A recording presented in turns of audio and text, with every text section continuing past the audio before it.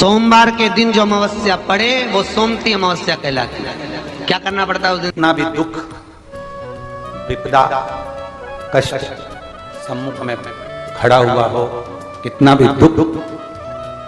पूंजी धन की अगर आपको कमी पड़ रही है और ऐसा लग रहा है कि मेरे पास में कुछ भी नहीं, हम तो यहाँ तक कहेंगे कोई मकान बना रहे हो, बेटी का विवाह कर रहे हो, बेटे का विवाह कर रहे हो, कोई अच्छा कार्य कर रहे हो, धन संपदा की भी कमती दिखे तो उस समय पर कांता भगवान का स्मरण कर, कांता चक्र का स्मरण कर शिव और नारायण का नाम लेकर एक बेलपत्र, एक शमी पत्र, एक श्वेत पुष्प, एक लाल पुष्प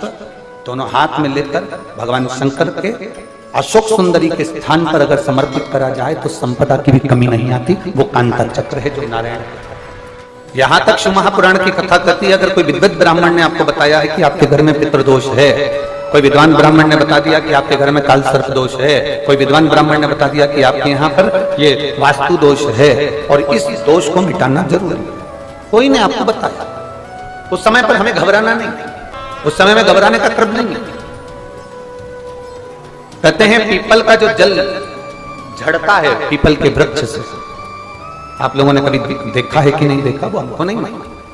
कितना भी अगर कोई वास्तु दोष बता दिया, पितृदोष बता दिया, काल सर्प दोष बता दिया, कितना भी अगर कोई दोष बता दे तो पीपल का जो जल वृक्ष में से झड़ता है, कभी कभी आप उसके नीचे हाथ रखकर देखना, थाली रखकर देखना, उसमें पत्थर पर देखना, तो वहां पर भी पानी के निशान आपको मिलेंगे, बूंद के निशान मिलेंगे। मात्र उस पीपल के वृक्ष के जल की एक बिंदी, एकमात्र बिंदी, शंकर भगवान का जो शिवलिंग है जलाधारी है,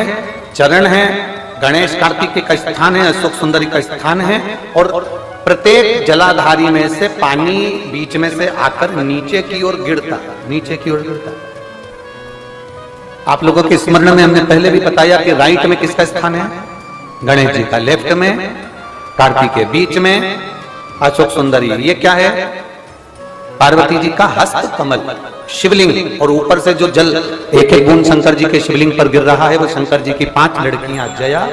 विषहरा, शामलीवारी, दौतली और देव, शंकर जी की 5 लड़कियों एक एक बूंद पानी शिव जी पर गिरा।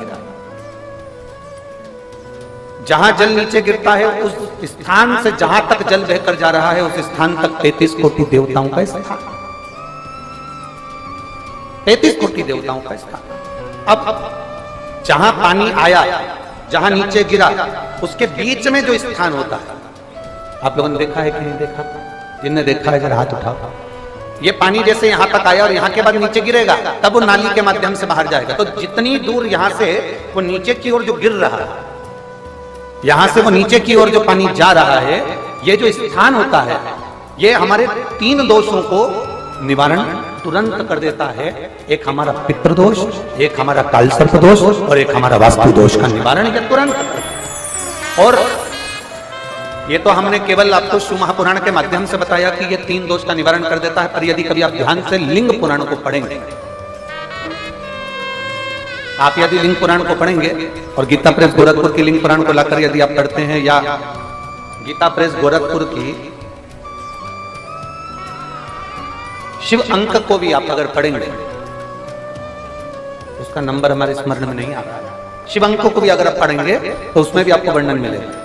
कि हम तो केवल 3 दोष का बता रहे हैं, पर हमारे शास्त्र तो यहाँ पर और भी दोषों का वर्णन कर रहे हैं। जैसे किसी ने बता दिया आपको शनि का दोष है, किसी ने बता दिया मंगल का दोष है, किसी ने बता दिया आपको केतु का दोष है, किसी ने बता दिया आपको राहु का दोष है, किसी ने आपको कह दिया कि बृहस्पति का दोष है, किसी ने कह दिया आपको ये वाला दोष है। दुनिया के जितने दोष पीपल के वृक्ष के झड़ता हुआ जल की एक बूंद का स्पर्श, भले वो सूख गई हो, उसका एक स्पर्श मात्र जहां पानी नीचे की ओर गिर रहा है उतनी परिधि, उतनी जगह के बीच में जहां से पानी गिरता है, बस उस स्थान पर अगर वो उंगली अपना नाम और गोत्र का स्मरण कर कर भी लगा दी जाए और एक लोटा जल चढ़ा दिया जाए तो ये जितने दुनिया के दोष हैं वो अपने आप समाप्त हो ही जाते हैं। शंकर की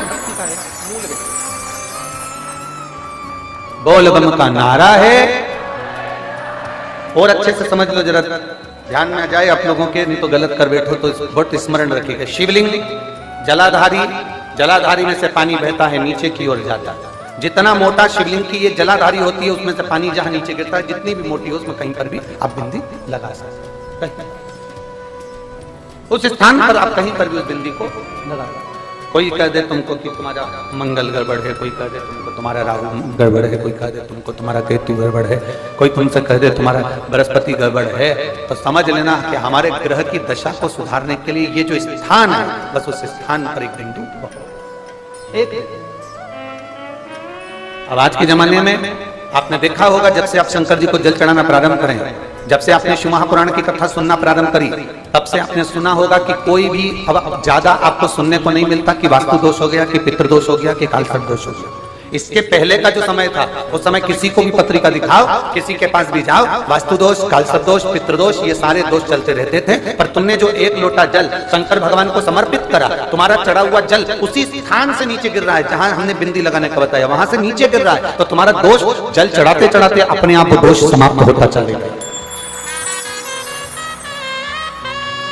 सारी समस्या का हल एक लोटा जल। आपके घर में पितृदोष है, आपको ऐसा महसूस होता है,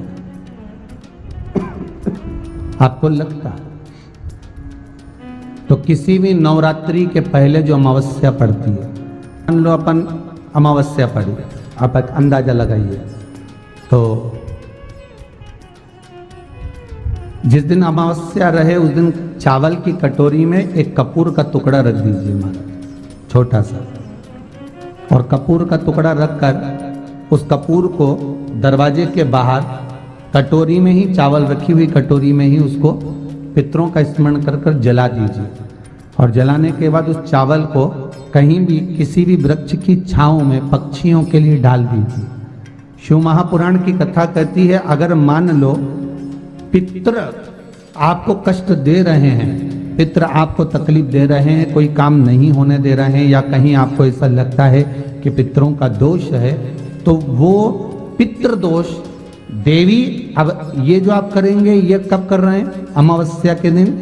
आप उसको रख रहे हैं, अमावस्या के दिन उसको रखकर रात भर आपने रखा कपूर के साथ में, सुबह एकम पड़ गई, नवरात्रि लग गई, उसी दिन उसको जलाकर आपने पटक दिया, अर्थात उससे देवी और पितृ इन दोनों का आशीर्वाद जो प्राप्त होता है, तो घर में से पितृदोष समाप्त होकर लक्ष्मी की वृद्धि प्रारंभ हो जाती है, कार्य में सिद्धता आ जाती है। मान लो अगर पितृदोष है तो करो, नहीं है बड़े अलमस्ती से रहो, तो ये पितृदोष का स्मरण। तो यहाँ शास्त्र कह रहा है कि पितरों का जो लोक होता है, पितर जो लोक होता है, उस पितृलोक में 64 योगिनियां प्रवेश नहीं करती। जैसे सोमती अमावस्या, कौन सी अमावस्या? सोमती अमावस्या।